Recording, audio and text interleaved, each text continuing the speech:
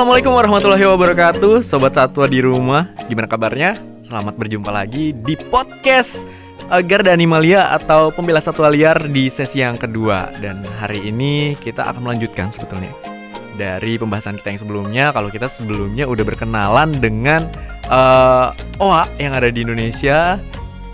Dan hari ini kita akan membahas tentang seperti apa sih kehidupan OA saat ini gitu. Dan kita akan ngobrol sama seseorang yang benar-benar concern di dunia dunia satwa liar. Nah, kita sudah terhubung dengan luar biasa sekali. Saya senang banget hari ini bisa ketemu sama Mbak Dr. Pristiani Nurantika dari Javan Gibbon Center. Halo Mbak Pristiani. Halo Mas, selamat pagi. Ya, selamat pagi. Gimana kabarnya Mbak Pristiani? Alhamdulillah sehat. Alhamdulillah. Terima kasih banyak sebelumnya udah bergabung di podcast kita. Senang banget bisa ngobrol hari ini. Dan emang kita sih sebetulnya mau kulik tentang kehidupan si OA yang sebelumnya sempat kita bahas, Mbak. Iya, baik. Ya, dan hari ini juga sebelumnya Elvano mau ngucapin selamat Hari Kehidupan Liar Sedunia karena bertepatan dengan hari ini dan bertepatan dengan dirilisnya podcast kita yang kedua. Oke, Mbak Pristiani saat ini lagi di Gunung Gede Pangrango kali ya? Karena senternya ada di sana ya, Mbak ya? Iya, kalau shelter di sana, tapi kebetulan hari ini saya sedang di rumah nih Mas, jadi work from home. Oh, gitu. Ya.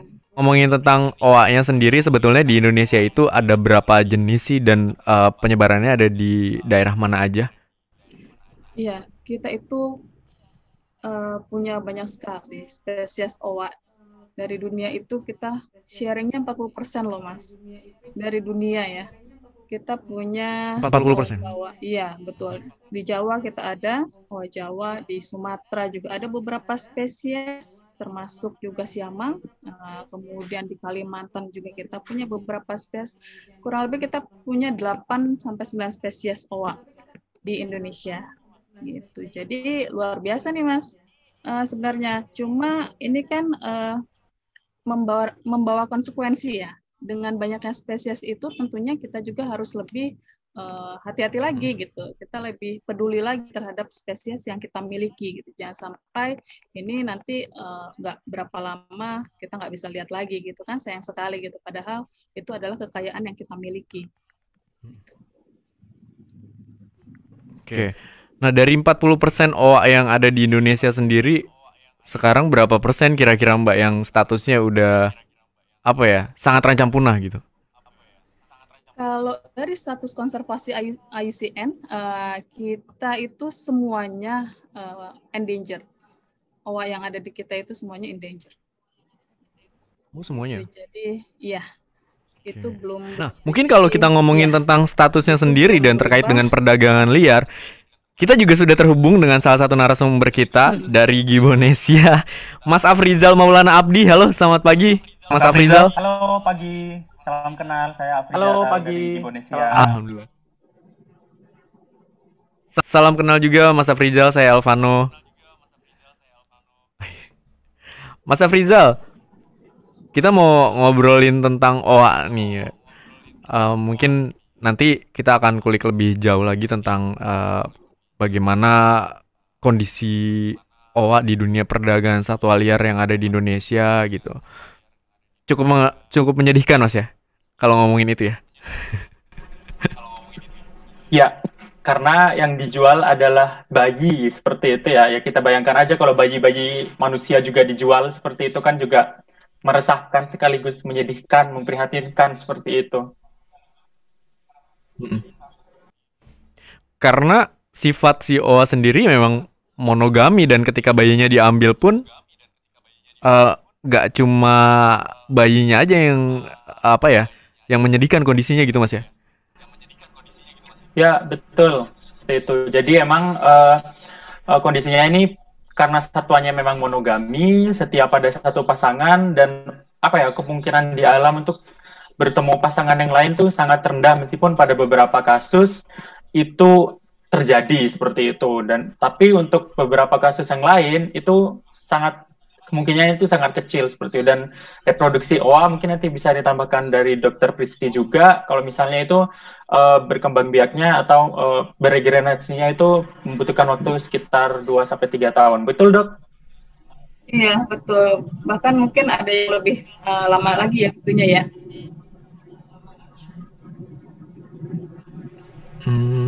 Oke, masa reproduksinya sendiri kalau OA ini berapa lama, Mbak? Ya, kalau di liar itu sekitar 3 sampai 3,5 tahun, tapi di pusat rehabilitasi kita lihat antara 3 tahun dia sudah bisa kembali bereproduksi. Dan bila misalnya ada kematian bayi, dia bisa lebih cepat lagi hamilnya lagi. Jadi kurang lebih selang 1 tahun dia udah bisa bunting lagi. Maaf ya, bukan hamil tapi bunting ya karena dia. Tapi ya PR-nya itu berarti ya Mbak Pristiani. Jadi kalau ingin mengawinkan si OA ini sangat susah karena memang sifatnya satu monogami, dan kalau dia udah nikah berarti nggak bisa nikah lagi dengan OA yang lain ya, begitu ya Mbak? Kawin, maaf. Jadi PR-nya emang panjang banget nih Mas. Kita misalnya yang kita dapat itu bayi ya, seperti yang tadi Mas Afrizal sampaikan, kita dapat bayi titipan atau sitaan itu, kemudian kita harus menunggu dulu kan sampai dia itu dewasa tubuh, dewasa kelamin gitu kan, sampai dia siap, dia punya pasangan gitu. Itu tuh prosesnya tuh panjang banget gitu. Untuk sampai dia bisa berpasangan itu panjang. Jadi kadang kita nggak bisa hanya memperkenalkan dia dengan satu, misalnya kita punya betina gitu, kita perkenalkan dengan satu jantan itu kadang nggak bisa gitu. Kita harus dia nggak mau sama yang ini, berarti kita harus cari alternatif lain. Gitu. Itu sampai akhirnya nanti ketemu yang cocok. Nah, itu pun harus diamati dulu gimana sosialnya, apakah mereka benar-benar kuat ikatannya atau gimana. Jadi prosesnya panjang sekali. Oke. Nah, kita kembali lagi ke permasalahan perdagangan liar nih. Mungkin ke Mas Afrizal ya. Kalau ngomongin tentang perdagangan satwa liar, khususnya si OA ini, kondisinya memprihatinkan apa sih sebetulnya, Mas? Oke, sebenarnya kalau membicarakan OA sendiri dan satwa liar pada umumnya itu sangat memprihatinkan di Indonesia seperti itu ya. Karena perdagangan itu terjadi di jempol kita, perdagangan itu terjadi di bawah hidung kita. Itu ditunjang dengan maraknya penggunaan media sosial ya, karena kemudahan akses dan segala macam seperti itu. Sekarang itu di media sosial, khususnya Facebook seperti itu, perdagangan terjadi di situ. Salah satunya di situ. Media sosial yang lain, misalnya ada Instagram seperti itu, yang memang satu perusahaan dengan Facebook seperti itu. Kemudian juga ada di TikTok. Namun di TikTok ini lebih kepada pamer ya. Jadi pamer satwa peliharaannya, biasa digendong, di unboxing seperti kasus di Januari kemarin. Kemudian, kita balik ke Facebook. Untuk Facebook sendiri, mereka biasanya terkumpul dalam satu grup, dan kita biasa menyebutnya FJB, ya, Forum Jual Beli, yang mana isinya itu memang terdiri dari peminat dan pembeli. Ada juga memang pemelihara yang biasanya berkonsultasi, seperti itu, berkonsultasi, misalnya mereka sudah pelihara OA secara ilegal, dan mereka sakit, seperti itu. Kalau boleh saya paparkan datanya, seperti itu, selama pengamatan kita, setidaknya terdapat 719 ekor OA yang diperjualbelikan selama tahun 2015 sampai akhir Desember kemarin 2020. Nah, dalam rentang waktu 2020 ini, spesies OA tadi seperti Dr. Pristi bilang ada sekitar 8 sampai 9. Kami temukan setidaknya ada 5 spesies OA yang diperdagangkan. Seperti itu Mas Alvano. Ada OA Siamang, OA Jawa, OA Ungko, OA Kalawat, dan OA Jenggot Putih, seperti itu. Nanti mungkin bisa kami share sedikit untuk datanya seperti itu ya. Dan memang peminat terbanyaknya itu di Pulau Jawa. Oke, Mas Afrizal, kalau boleh tahu sejauh ini mereka ini orang yang menjual belikan si OA ini dapat dari mana? Bagaimana pendistribusiannya gitu? Iya, sebenarnya secara umum pun tidak hanya di OA ya, satwa liar itu biasanya mereka atas dasar permintaan juga, atas dasar pesanan seperti itu. Jadi ya mirip-mirip PO seperti itu, pre-order ya kalau di e-commerce atau penjualan daring seperti biasa. Jadi biasanya orang-orang itu biasa. Dan Jadi sudah biasanya pasti orang-orang berarti itu itu kalau didapat dari alam. ya, dari perburuan. Karena dari sistem PO tadi, dari keinginan orang-orang yang membeli tadi sebagai peliharaan tadi, pasti mereka menyampaikan keinginannya untuk memiliki OA, adakah OA yang tersedia gitu. Nah, dari orang yang berjualan ini pasti mereka mencari seperti itu. Mencari, bisa mereka berburu langsung atau menghubungi orang lain yang dekat dengan habitat OA seperti itu. Dan itu mereka berburu karena OA memang tidak diternakkan ya seperti itu. Dan mereka satwa liar dan tidak mungkin diternakkan seperti itu.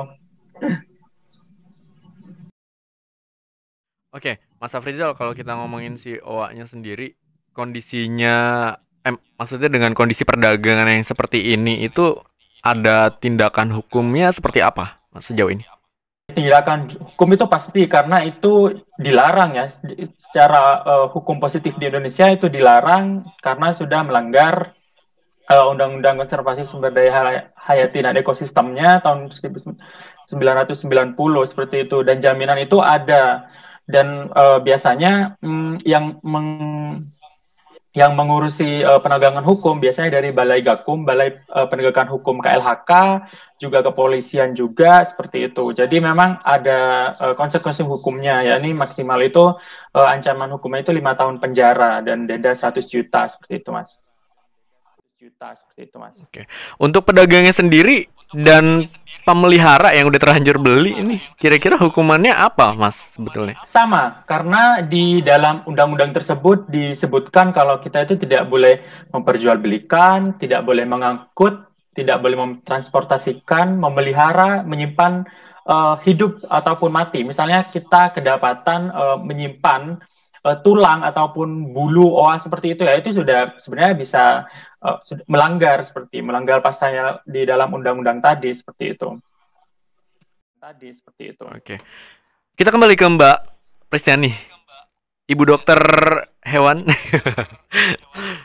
Mbak Pristiani, kalau ngobrolin tentang OA nih yang mungkin masuk ke penangkaran dari hasil perdagangan liar seperti itu, kondisinya seperti apa sih, Mbak?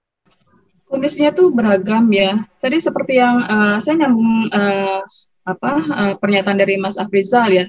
Kayak tadi banyak yang kita terima juga masih umurnya itu masih muda gitu. Jadi bayi. Karena memang baru diambil dari alam, kemudian dijual belikan di pasar, mungkin kemudian disita. Jadi hampir 50% itu masih bayi. Umur 1 sampai 2 tahun. Nah, itu tuh datangnya itu dalam kondisi yang beragam. Kebanyakan dari mereka itu malnutrisi, Mas. Terus kalau malnutrisi itu kurang gizi ya, istilah ininya. Kemudian biasanya diikuti dengan kecacingan tuh. Jadi karena dipelihara orang biasanya dia makan apapun ya, apapun. Kemudian OA yang biasanya beraktiasi di atas kan pergerakannya kan di atas pohon. Nah, dia itu kalau dipelihara orang jadi dalam kandang, dia berada di bawah. Dia nginjak-nginjak kotorannya sendiri atau dekat dengan tanah gitu. Dan itu gampang sekali dengan terinfeksi cacing gitu. Kemudian ada juga kasus penyakit menular yang kita amati sih banyaknya hepatitis B nih, Mas. Nah, ini sebenarnya asal dari satwa primata tapi bisa ke manusia dan bisa juga nanti dibalikan lagi gitu dari manusia nanti ke satwa primata. Gitu. Kemudian ada juga yang tulangnya itu nggak bagus, Mas, abnormal. Kenapa? Waktu bayi itu dia sempat jatuh, Dok, katanya. Ini efeknya sangat luar biasa. Jadi kadang tulang yang nggak bagus itu seperti kita punya 2 kasus skoliosis, itu jadi bikin si individu ini jadi kayak cacat gitu. Ini kemungkinan besar nanti mungkin dia nggak bisa kita rilis. Seperti itu. Banyak juga yang datang kondisi depresi. Depresi karena ya kebayang dong lagi enak-enak apa ya, digendong ibunya gitu, terus tiba-tiba ibunya jatuh, dia juga ikut jatuh kan, terus tiba-tiba lagi dia dipisahin dari ibunya, kemudian nggak ketemu lagi sama ibunya, sama keluarganya, sama bapaknya gitu, depresi dia akhirnya. Ini juga agak susah juga merehabilitasinya. Kita harus membuat si OA ini percaya sama kita bahwa kita melakukan sesuatu yang baik untuk dia. Gitu. Ini tantangannya seperti itu. Terus ada lagi kasus juga ini dari sempat dari sitaan ya, TBC Mas. Nah kalau TBC di satwa liar ini biasanya itu dari orang, karena satwa OA ini lebih rentan daripada manusia. Biasanya itu dapatannya dari orang. Oh Yang gitu. Jadi biasanya itu jadi dapatannya jadi dari orang. maksudnya ditularkan dari manusia dan akhirnya si OA ini terkena Betul, TBC. betul. Oke. Kalau di liar kita belum pernah ya lihat ada kasus seperti itu gitu. Cuman ini karena mungkin dia sudah di tempat perdagangan di mana lalu lintas orang lalu lalang gitu banyak sekali gitu, padat, dan dia terkena itu, terpapar itu. Pengobatannya pun lama Oke. sekali. Oke. Nah, kalau Pengobatannya ngomongin pun lama tingkat sekali. persentase Sama seperti dia bisa bertahan hidup gitu, Mbak Pristiani. Mm. Tingkat keberhasilan dia hidup, survive untuk di tempat di kehidupan manusia dan di tempat penangkaran itu berapa persen, Mbak? Setelah melewati proses perdagangan. Oke, ini tergantung tingkat ini ya, tingkat apa kayak cacing ini, masalah cacing kalau kita diamkan begitu saja lama-lama itu juga bisa membuat kematian, menyebabkan kematian gitu. Saya nggak bisa bilang berapa persen sih, seperti data dari Mas Afrizal ya. Sekarang tadi berapa banyak OA yang diperjualbelikan, istilahnya yang ada jual beli lah ya gitu. Nah, di kita tahun 2020 ini kita tidak menerima satupun OA. Mungkin di tempat lain ada yang menerima, tapi saya rasa juga angkanya tidak signifikan gitu dengan data yang trading yang ada gitu. Jadi kemana? Mereka itu semua kemana? Mereka diburu, tapi sementara tidak ada yang masuk ke kami gitu. Ada di mana gitu, Mas? Apakah itu survive atau tidak gitu? Itu sih yang sangat disayangkan sih itu. Karena kalaupun memang sebegitu besarnya, saya khawatir ini survive nggak gitu. Karena banyak juga yang OA yang mati dalam perjalanan gitu. Kami pernah ada kasus bayi OA yang akan diselundupkan ke Kuwait oleh oleh warga negara sana ya, mau diselundupkan, itu ada 2 bayi OA. Nah itu salah satunya itu mati dalam perjalanan. Padahal hanya beberapa jam saja toh gitu dia selama proses si orang ini ditangkap gitu, kemudian diproses barang buktinya, kemudian diserahkan ke kami, itu kan hanya beberapa jam saja. Tapi ternyata si bayi ini tidak mampu survive gitu. Itu sih yang saat kami khawatirkan itu sebenarnya. Jadi apakah dari sekian banyak iklan, sekian banyak jual beli satwa penawaran gitu, satwa liar terutama OA ini, terus hanya sebagian saja yang masuk ke pusat rehabilitasi, itu sedih juga gitu kita, sementara di alam keluarnya bisa banyak, tapi kita nggak bisa mengembalikan sebanyak itu gitu. Sedih kita. Berarti jumlahnya akan saya ingin bertanya ke Mas Afrizal mungkin ya. Mas Afrizal, tadi kita sempat membahas tentang bagaimana proses jual beli dan penayangan di konten-konten media sosial terkait dengan si OA ini. Salah satunya adalah tadi tentang unboxing OA. Unboxing OA itu prosesnya seperti apa? Kalau handphone kan mungkin kita bisa ngebayangin ya. Handphonenya ada di dalam dus terus di unboxing. Nah, kalau OA proses unboxingnya seperti apa, Mas Afrizal? Oke. Untuk yang unboxing tadi sebenarnya itu makaka ya, jadi bayi monyet seperti itu. Kalau OA kayaknya belum ditemukan konten yang misalnya unboxing OA seperti itu. Tapi beberapa konten di TikTok apalagi itu banyak yang memamerkan karena OA itu kan clingy ya, apa ya, melekat ke induknya dan mereka selalu tergendong oleh ibunya seperti itu. Biasanya ya itu memang saya akui itu lucu karena memang OA itu kan berbulu kecil seperti boneka hidup. Biasanya kalau kita temukan di iklan di Facebook ya itu boneka hidup dan tergendong seperti itu. Jadi ya kalau kita lihat kembali ke Januari itu konten makaka, bayi monyet itu ya di unboxing seperti biasa. Jadi waktu itu memang ada dia dan ibunya melakukan transaksi jual beli COD lah seperti itu, cash on delivery. Dan kemudian ya seperti biasa ibunya keluar dari mobil, dia menunggu di mobil seperti itu. Setelah datang ya, dibuka seperti di dalam kardus, lihat ini intinya seperti itu, lucu, ini lucu, kemudian baru beli dari orang COD seperti itu, dan itu viral ya, entah itu di TikTok, saya juga lihat di Twitter juga ada, di Instagram juga tersebar di situ seperti itu, dan itu secara tidak langsung kita dengan kata-kata yang dipakai oleh mbaknya itu, untung mbaknya itu sudah insaf ya, dalam artian mengembalikan bayi malang tersebut ke pusat rehabilitasi seperti itu. Untungnya seperti itu. Jadi dari kata-kata yang dipakai orang seperti misalnya lucu, imut, seperti itu menginginkan atau orang lain itu akan tergerak hatinya untuk memiliki sensasi yang sama seperti yang Mbak itu tadi seperti itu. Jadi memang konten-konten tersebut itu akan sedikit banyak memicu permintaan seperti itu. Nah, Mas Afrizal, kalau misalkan mungkin ada proses penjemputan atau misalkan kita istilahnya menggerebek orang yang memiliki OA ini, sulit nggak sih untuk memberikan edukasi atau apa ya, membuka mindset mereka bahwa ini hewan nggak boleh dipelihara loh, harus ditaruh di penangkaran loh, itu susah nggak Mas untuk pendekatannya ke yang punya OA? Oke.